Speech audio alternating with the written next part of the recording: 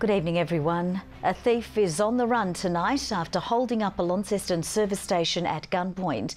The suspect was brandishing a sawn-off rifle when he demanded cash and cigarettes during the brazen late-night robbery. At 11 o'clock last night, a station wagon pulls up behind a BP servo. A man gets out, but he's here to fill his pockets, not the tank, confidently walking into the store armed with a gun. The information that we've been given is that it is a cut-down .22 rifle. He stole cash and cigarettes from the man behind the counter. There was another person in the store, but they complied during the 5-minute ordeal. The gunman remaining a gentleman of sorts, minding his manners. He's actually been quite polite about it in asking for the cash. BP says its staff member wasn't harmed during the hold-up, but the company will provide support going forward. A full review of the incident will now take place. And that could mean new security measures. The store on Wellington Street was trading again this morning after closing briefly overnight while police took statements. If you can help identify the suspect, contact Crime Stoppers. Tom Johnson, 7 Tasmania News. A Tasmanian powerlifter has pleaded guilty to 2 charges related to a shooting at a busy Hobart cocktail bar.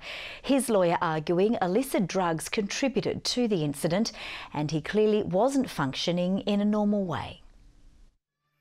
Wayne William Howlett is known for his impressive powerlifting performances, a lifestyle of fast cars, private jets and exotic animals. But far away from bear hugs in Russia, he's now stuck in jail on serious firearms charges. Today he appeared in the Supreme Court relating to a shooting at Pablo's Cocktails and Dreams in Hobart. He pleaded guilty to recklessly discharging a firearm and unlawfully injuring property.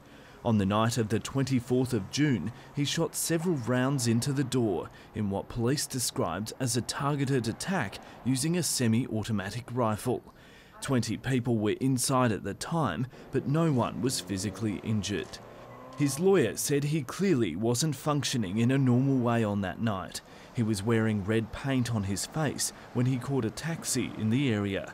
The court hearing Howlett has a history of illicit drug use, and that drug use was a major contributor to the incident. Today in the Supreme Court, his lawyer asked the judge to request a report assessing if a drug treatment order would be an appropriate sentence. That's set to be decided upon at later hearings. The case returns to court in February. Michael Breen, 7 Tasmania News.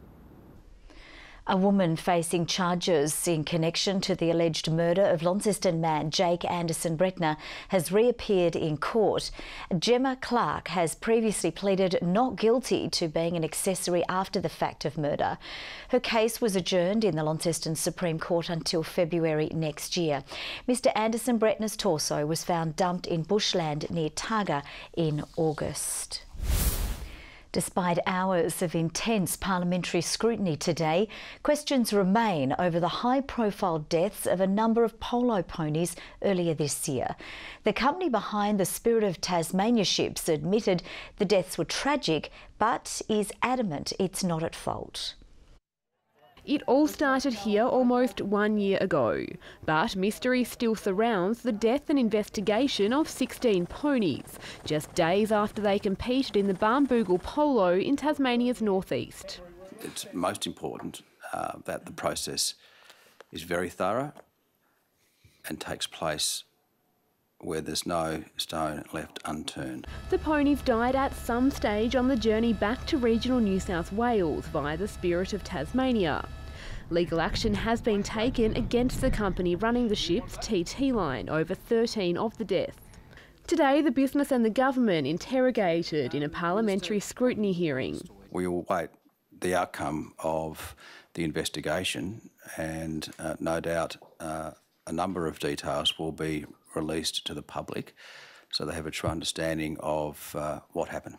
The company told the committee it believes it's unclear whether the ponies did in fact die on board, saying it could have happened before they were loaded onto the vessel. We are confident that the company is not at fault. We're confident of that because of the testing we've done internally. TT Line is absolutely confident that the conditions in the hold of the vessel where the ponies are stored did not contribute to their deaths. Yes. A previous investigation found it was an isolated incident. Michelle Wisby, 7 Tasmania News. Hobart Chargers President David Bartlett has withdrawn the Seabull champions from next year's competition after tensions with Basketball Tasmania reached crisis point. He says conditions imposed by the governing body could ruin the club and force the board to potentially break the law, leaving him no choice but to suspend operations. With the Seabull competition winding up, 3 Tasmanian teams were invited into Basketball Victoria's new Elite League, with local oversight provided by Basketball Tasmania. But after days of megaphone diplomacy, an emotional Chargers president has pulled the pin, citing irreconcilable differences with administrators. Basketball Tasmania have been trashing and bullying the south of the state, the community in the south of the state for years. It is time someone stood up to this bully and it's time someone said enough is enough. He says Basketball Tasmania's criteria for entering the New Look competition would have put the club, its board and player pathways for 25,000 juniors at serious risk. It cuts off revenue streams, therefore we cannot put the club into financial peril when we've just rescued the club financially. I don't understand a peak body that wants to kill the goose that laid the golden egg. It is like Cricket Tasmania wanting to kill the Hurricanes. But as the feud turns personal, Basketball Tasmania CEO Chris McCoy has hit back. Our position on this is always what's best for basketball. Unfortunately, that conflicted with David's personal ambitions. He says while he's disappointed with the Chargers' decision, there's a new kid on the block interested in filling the void. We've already had a call from the Southern Huskies, who are keen to put 2 teams or explore the opportunity to put 2 teams in the league next year. So we're committed now to working with the Huskies, who have already shown they've got great leadership. I say to the mums and dads, when the kids ask this Christmas who killed Rex the Rhino, tell them it was Basketball Tasmania Grinch that killed Rex the Rhino, because it's over, it's dead, it's buried, and it's all down to the peak body of the bloody sport we are trying to inspire kids to play. Andrew McCarthy, 7 Tasmania News. Former Tasmanian Mayor Michael Kent is being remembered as a man of vision and passion following his death yesterday. The business identity grew up in Hobart before gradually working his way up to become the head of Woolworths in Tasmania. Mr Kent went on to lead a successful campaign to allow 7-day trading in shops and pushed for a Tasmanian football team. He was elected as Mayor of Glamorgan Spring Bay in 2014, losing his position in October's local government elections. Past and present politicians and community members have thanked Mr Kent for his legacy. The scale of an environmental crisis off Tasmania's east coast has been revealed. Video surveys have found destructive long-spined sea urchin populations have exploded by 75% over 15 years. From the first spotting of a single long-spined sea urchin 40 years ago at St Helens, divers are now finding scenes like this off Tasmania's coast. Using video surveys, it's estimated there are now about 20 million of the destructive creatures chewing through our marine habitats. Some places looked okay, other places it was really stark change over that period where we'd seen drastic increases in urchins, and not only the abundance of urchins that's important, but it's their effect on the environment. Their numbers have exploded here due to warming coastal waters. They transform reefs into underwater deserts. We've also seen an increase in the cover of this barren area, so the collapsed reef, from 3% back in 2001 to now about 15%. It's arguably the #1 marine biodiversity problem in Tasmania, and it needs to be treated like that. Rock lobsters are their main predator. Fishers have reduced the number they catch to help boost their numbers.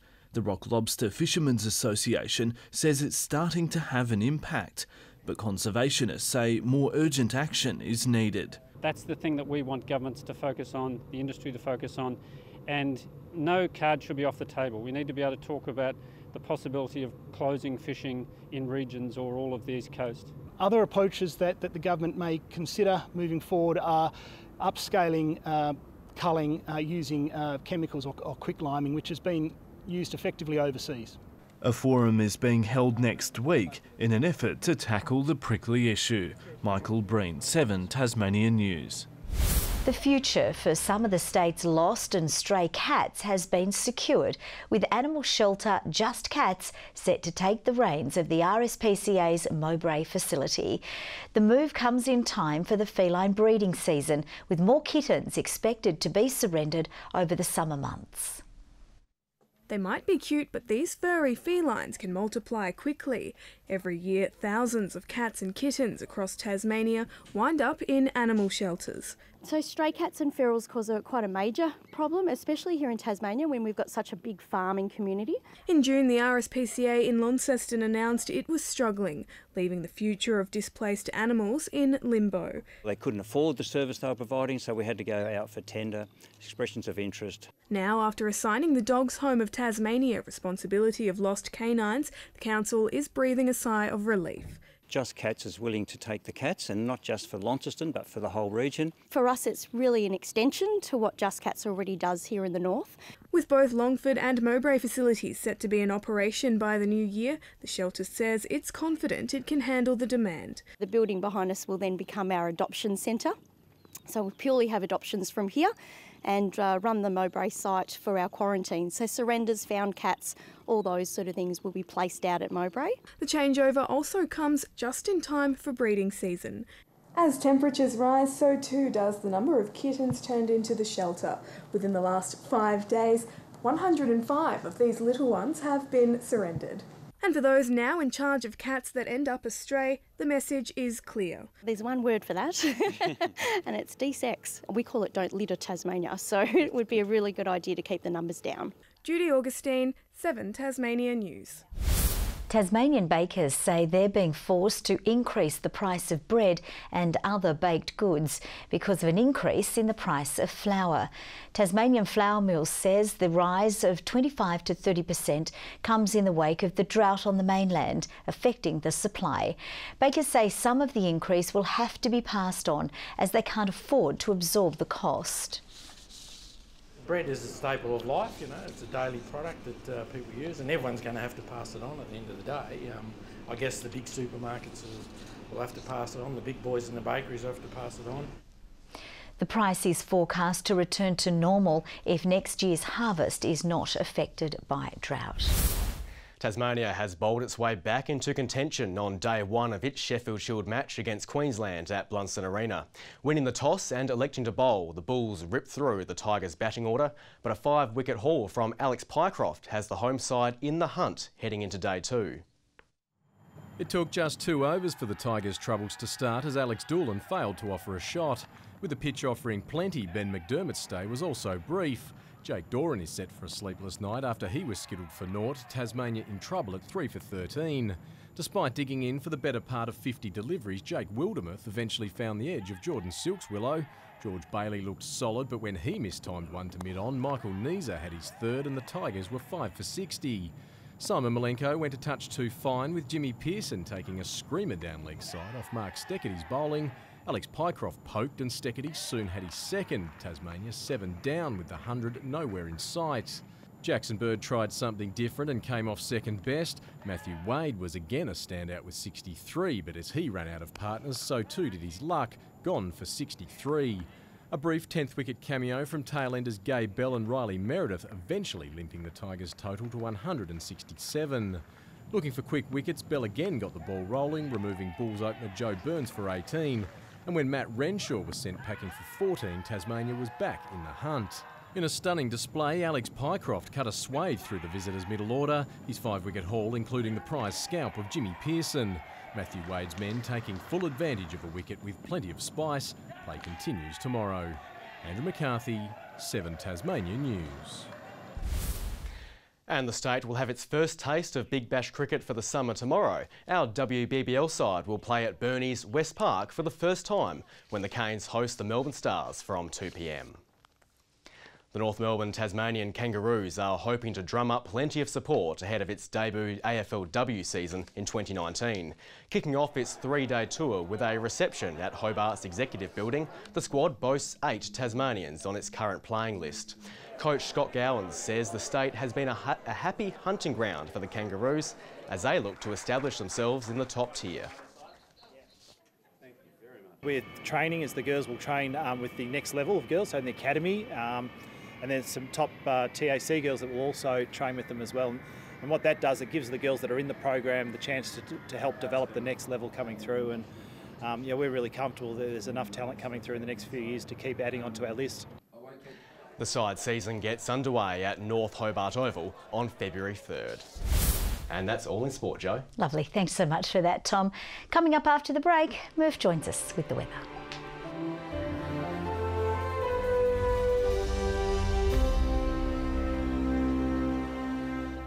Good evening. Now that was more like it, wasn't it? Nice warm weather across the state today. Hobart 28, Launceston 31, Burnie and Devonport 23. St Helens the high 33 degrees, Flinders Island and Fingal both 32, Ouse and Campania 31, King Island and Friendly Beaches reached 29 and Strawn 28 degrees. Now with the sunshine, a little bit of low-level cloud over the north and east contracted to the Central Plateau this afternoon. Also some high clouds shifted to the south. A dense cloud band extends from the Kimberley region through South Australia to finish to our west. Some cloud sits over Victoria and the Queensland coast. Tomorrow, a trough becomes the filling in a high-pressure sandwich. It extends north through Victoria before cutting west over Western Australia. The winds west to southwesterly at 10 to 20 knots, becoming more southerly over the east coast with light winds inland. Hobart tomorrow, a slight change down to 23 with a shower or two. Possible shower for Medina, 23 the top as well, and 27 for Oatlands. Possible storm. Launceston, a shower or two, 28, 27 for Devonport, a shower in the morning, a shower or two for Lyowini and 21 degrees. Burnie, a possible morning shower, 25 the top, 20 for Strawn and Marrawar with a possible shower as well. St Helens, a top of 28 degrees with a shower. Swansea, 25, 23 for Orford. UV though still extreme at 12. On Sunday, a possible light shower but mainly fine. A finer mostly sunny Monday, maybe an early shower over the northeast and mainly fine on Tuesday with plenty of sunshine. Sunny in Perth tomorrow. A possible shower and a cooler day in Adelaide, a shower or two in Melbourne, sunny in Canberra and Sydney, the chance of a storm, and 34 in Darwin. And here are the current conditions. A bit of cloud about the place. Hobart 26 at the moment, Launceston 27, Devonport 21. Joe, looking forward to the 7 Tasmania Christmas function tonight, but I've been handed this Christmas party policy parchment. I don't know why the boss wants me to read it. We've ignored them every other year. I don't know why I'd read it this year. Anyway, we'll have fun in a little while, won't we? Thank you, Murph. And that's all from us for now. Have a lovely evening. We'll see you again with updates a little later. Bye-bye.